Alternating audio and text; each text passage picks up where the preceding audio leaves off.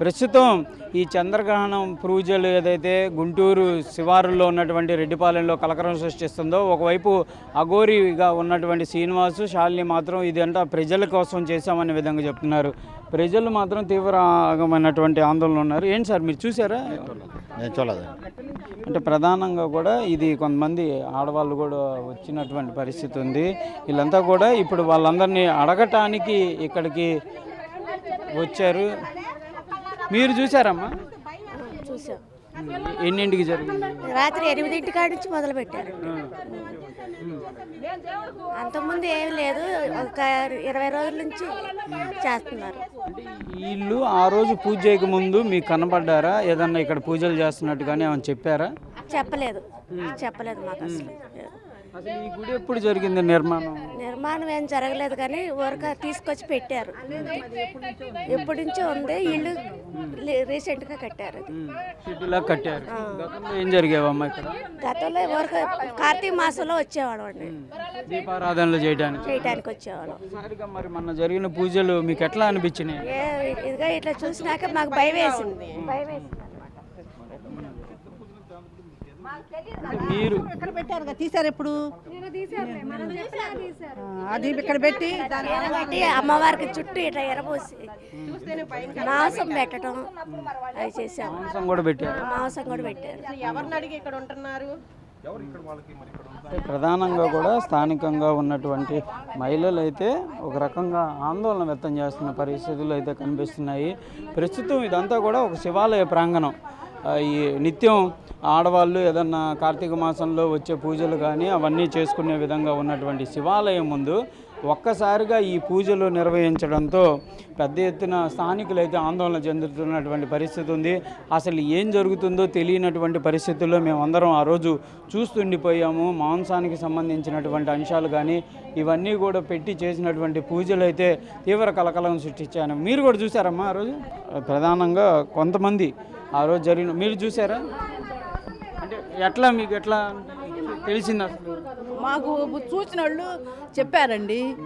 చూసిన వాళ్ళు చెబితేను సర్లే మేము తెల్లారి అందరం ఎట్నే వచ్చాము. వస్తే ఏనలా వాళ్ళు మీరు ఏంటండి మీరు అని అడిగితేను మేము అమాస రోజు మేము చెయ్యాలి ఇట్లా అని అన్నాడు.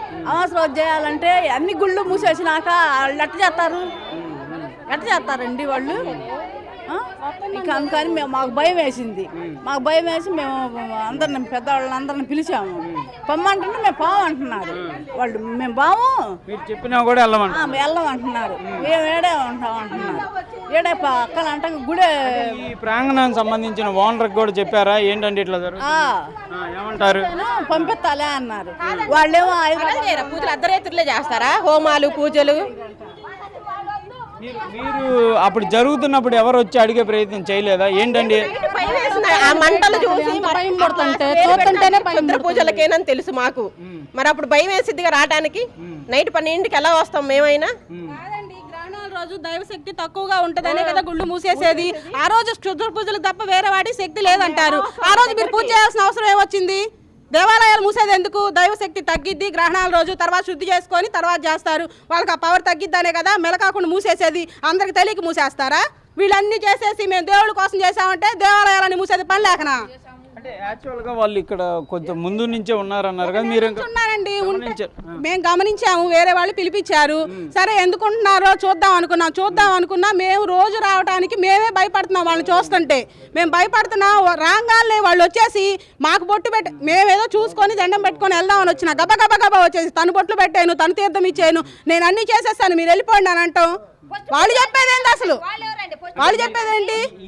ఇది ఏదైతే ఉందో ఆయన ఓనర్కి మీరు చెప్పే ప్రయత్నం చేస్తున్నారు. ఓనర్ ఎవరు లేరు ఇక్కడ. ఎవరంతకు వాళ్ళు చేసుకుంటాం. దీనికి ఓనర్లు ఎవరు లేరు. ఓనర్లు ఉండి మేము పెద్దవాళ్ళు అందరూ ఉండి ఇది అక్కడ చెరువులో వెలిసింది. దాన్ని అక్కడ రోడ్డు మీద ఉండేది. దాన్ని తీసుకొచ్చి ఇక్కడ పెట్టారు. ఇక్కడ దేవాలయాలు కట్టాలన్నా కానీ వేరే ఆయన ఎవరో ఉన్నారు, ఆయన అడ్డంగా ఉన్నాడు, మమ్మల్ని కట్టనీయట్లేదు, ముందుకు రానిట్లేదు అని ఊరు పెద్దలు అంటున్నారు. వాళ్ళు కూడా బయటికి రావాలి, మేము శివాలయం కట్టుకోవాలని మేము ఎప్పటి నుంచి ఆశపడుతున్నాం. దానికి కూడా అసలు ముందుకు పోనీకోకుండా మేము తలా ఒక ఇంత ఇంటికి 10,000 వేసుకోవాలని మేము కట్టడానికి సిద్ధంగా ఉన్నాం. దానికంటే పెద్దలు ఉన్నారు. ఉన్న దాంట్లో సగం ప్రాపర్టీ మేము ఇస్తామంటున్నారు. అసలు కట్టడానికి కూడా అడ్డుపడుతున్నారు జనాలు. వాళ్ళు కూడా బయటికి రావాలి. మా గుళ్ళో వీళ్ళొద్దు, మాకు నచ్చినట్టు మా ఊర్లో మేము చేసుకుంటాం, మాకు వేరే వాళ్ళు అవసరం లేదు. వాళ్ళు చూస్తేనే మాకు భయంగా ఉంది. వాళ్ళు ఎక్కడి నుంచో వచ్చి వాళ్ళు పెత్తనాలు చేసేదండి. వాళ్ళది ఈ ఊరు కాదు అసలు. ఓనర్ అయినా సరే ఈ ఊరు కాదు వాళ్ళది అసలుకి. వాళ్ళు పెత్తనం చేయడానికి అవకాశం లేదు. ఇది గవర్నమెంట్ది. వాళ్ళు చేసేది అది పెత్తనం. ఇది మాదని అన్ని టాటర్లు లారీలు ఎన్ని పెట్టే దేనికి?